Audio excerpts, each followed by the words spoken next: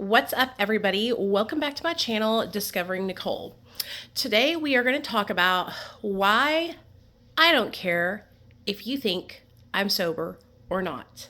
So let's get into it. So what really prompted me to want to make this video was someone made a comment on one of my Suboxone videos about how they hate it when they see people that are on Suboxone that are saying that they're sober. And I thought, what a great opportunity for me to make a video about why I don't give a fuck if you like it or not. So that's what we're gonna do. In 2015, when I got out of treatment, I was struggling. I was struggling to stay sober. I didn't know how to stay sober. I had been in and out of Alcoholics Anonymous. I had been in and out of different treatment centers, and I had been doing the same thing over and over and over again, and I kept getting the same damn result, which was relapse. I could stay sober for like 6 months, and then I would relapse every single time. So when I got out of rehab in 2015, I met with my husband's doctor, Dr. Mancino, and he asked me, what does your past show you? What are the patterns? What have you always done, and what have you always gotten? And I told him, I have always done what the treatment center told me to do. I have always gone to treatment. I have always gone to sober living. I have always gone into intensive outpatient programs as well as therapy and the 12 steps. And I have not been able to maintain sobriety with that regimen. And that's when he looked at me and he said, then why do you keep doing the same thing over and over again, thinking you're going to get a different result, if the past 7 times you've done it have showed you that you don't get a different result? Why aren't you trying something different? And I straight up told him, because of the judgment, because of the stigma, because of what people will say about me, right? I don't want people to judge me. I don't want people to say that I'm not sober. I don't want people to judge my recovery. And that's when he told me that, did I want to get my son back? Did I care about whether or not my child was going to be in foster care for the rest of his life? And of course, I care very much. And so that's when I made the decision that I was going to get on Suboxone as well. I had 30 days sober when I got on Suboxone. It is the best decision that I ever made in my whole entire life. I would never push anyone else to do the same thing. It's just what worked for me. Now, I stayed sober for a whole year, and after that year, I asked my sponsor if I could share my story and help other people. And so that's what I did. I started sharing my story, and I was actually asked to share my story on Facebook in a Facebook recovery group. And I was so freaking excited, you guys. So I did that. And Suboxone is at the end of my story. So at the end of my story, I shared about how I got on subs, and then the live was ended, and I got a message in my DMs from the owner of the group, who told me that I might as well be on heroin. I'm not even sober. Why was I even sharing my story? I had no business doing that. And I was devastated. I deleted my account, and I said I will never do social media again. And that was in 2016. By the latter part of 2017, I was all alone, and I was struggling to find like-minded people. I was struggling to find other people who believed in medication-assisted treatment, other people who believed in harm reduction, other people who believed in any other form of recovery besides 12-step programs. And everywhere I looked in Arkansas, every meeting I went to, it was the same kind of people. So that's when I was like, you know what? I need support. I got to do something different. And that's when I created my YouTube channel. And the rest is history. I am one of the largest creators that talks about medication-assisted treatment to date, okay? I am one of the main advocates for medication-assisted treatment. I speak in representing MAT treatment. I do speaking engagements. People ask me to do guest speaking things for them. I'm going and I'm doing one for Recovery Month this month in September, where I'm actually able to share and advocate for a pathway that is not just the 12 steps. And I love that. I love being the voice to help other people not be ashamed of the choice that they made to save their own life. That's why when people say to me, like, you're not sober, those kind of people who comment those things to me, they weed themselves out of my life. Those are the kind of people who I don't even want around me, because I don't want anyone around me who is going to down me because I made a decision to save my life, because I made a decision that was best for me. It would be different if I was like mixing up my own batch or concoction of something and I was over here taking it and getting fucked up.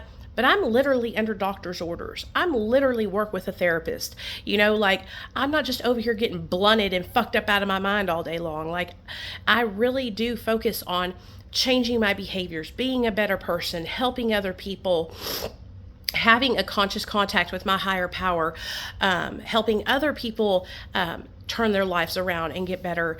But I don't sit on my platform and do bad behaviors. I don't sit on my platform and I'm an example of what real recovery actually looks like. Me and my husband are both in recovery. We raise our son. We keep him safe. We're not in drama. We're not out, getting fucked up. We don't have people in and out of our house that are on drugs or getting fucked up or in gangs or any of that shit, Like, we actually really are living a good, clean, sober life. And so those kind of people who comment those things on my page, for them to be so worried about what I am doing with my own recovery, I think it just says a lot more about them than it does about me. I also think a lot of people don't understand that a lot of people are dependent on medications. And there's a huge difference between dependency and addiction. A person can be dependent on a medication and not be addicted to it, okay? If I was addicted to Suboxone, I would be overtaking it. I'd be selling it for other drugs. I would be running out of it early. There's all kinds of negative behaviors that tie into that: lying, cheating, stealing, manipulating, and I'm not doing any of those things. And I think it's really important for people to realize the difference between addiction and dependence. A lot of us have to take medication to live, and there's nothing wrong with that. There's nothing wrong with that at all. This is why I went from, I'll get off Suboxone, I'm going to take her off Suboxone, to it's nobody's business if I ever get off Suboxone. It's nobody's business if I'm still on Suboxone right now, or if I got off last week, or any of those things, okay? That medication helped save my life. If I want to get off of it, I probably won't tell anybody. I'll probably just do it in private, and then I'll just be off of it, but I don't want to make content centered around me getting off Suboxone or teaching other people how to get off of it. I just want you guys to be comfortable with being on medication if you need it. I don't want you to feel ashamed because people look down on MAT treatment. I want you to feel positive and strong in the decision that you made to be on Suboxone, If you're someone who had a bad experience with Suboxone and you just hate it and it's not for you, then it's not for you. If you were somebody who abused it, then it's not for you. If you're somebody who sold your prescription, then it's not for you. If you're somebody who couldn't take doctor's suggestions and you jumped off cold turkey, or were lying to your doctor and relapsing on other drugs, then this medication is just not for you, It's for people who are ready to make the change. It's for people who really want to do something different and don't want to get high on drugs anymore and need extra help. That's who Suboxone is for, and you have to be ready for that. You have to be ready to make the changes in your life, and you have to be ready to take responsibility. I also see a lot of comments of people blaming Big Pharma, blaming Suboxone, blaming doctors. At the end of the day, Like, we have to take responsibility for not educating ourselves. We have to take responsibility for manipulating our doctor or lying to our doctor. You know, I don't see how blaming Big Pharma or blaming your doctor or blaming the people who created Oxycontin, I don't see how that helps anyone do better in their life. I don't see how it helps you in your sobriety. You know, does that mean that I get to blame Percocet because that was the first opioid I took and I loved it and became addicted? Does that mean I get to blame the makers of Percocet or the doctor that prescribed it, you know, for the actions that I took, overtaking it and getting a second prescription when I really didn't need it and manipulating my doctor? No, those were decisions I made. I knew when I took that drug, it made me feel good. I wanted to take more, so I called the doctor and I manipulated him into giving me more. At the end of the day, it's time for us to all take accountability for the actions that we took and the part that we played in our own addiction issues, and heal from that, and realize that there's no one for me to be mad at, right? I don't need to resent myself. I don't need to resent Big Pharma. I don't need to resent Percocet or Oxycontin. I need to focus on, hey, I made mistakes. Now I'm smarter. Now I'm wiser. And now I'm going to not do that. Next time I get a prescription, I'm going to take it as prescribed. Next time I see my doctor, I'm going to be transparent and honest with that doctor, and I'm not going to fucking bullshit them to get what I want. And that's the real recovery there. That's the really changing and doing better, you know? So I hope every one of you guys who watches this video, who, you know, likes to leave negative comments about people that are on Suboxone, or, you know, I hope you can like really take a step back and look inside of yourself and ask yourself, why do I feel like I need to say that to this person? Like, what is it about this person that makes me want to say that they're not sober, or they shouldn't be in recovery, or this, that, and the third? Is it what's going on inside of me that makes me feel like I need to judge somebody else's pathway? Okay, I'm so different than you. Okay, we are totally two different people. Just because something worked for me doesn't mean it's going to work for you, and vice versa. Find what works best for you and do that. And I will be here to support you on that journey.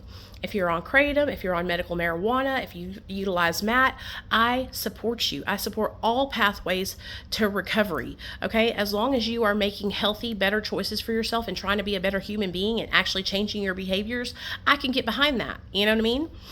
So I really wanted to make this video and let people know that, you know, maybe when I first started, it bothered me when people say that, but I've been sober for so long now, 8 years. I mean, I'm damn near 10 years sober. I mean, that's almost like, hello, you know, that's a long ass time. There's nobody that can tell me nothing, because I have actually healed and grown and changed my behaviors and become a better person because of my recovery. And I work so hard to help other people every single day. So there's not anything that anybody can say to me about my sobriety that will ever make me second guess, because I know how hard I've worked and how hard I still work every single day. So if you're somebody that's utilizing MAT treatment and you get shamed a lot, honey, don't worry. It comes with the territory, but keep on pushing, because look where I'm at. I mean, look at all the support and social media content and support that I have been able to garner over all these years, and I'm a person that's on Suboxone. And so if I can do it, you can do it as well. If I can be successful, have a job, helping others, making content, doing social media, so can you. Don't let anybody ever put you down or tell you that your recovery is not valid. As long as you're trying to do the right thing, that's all that matters.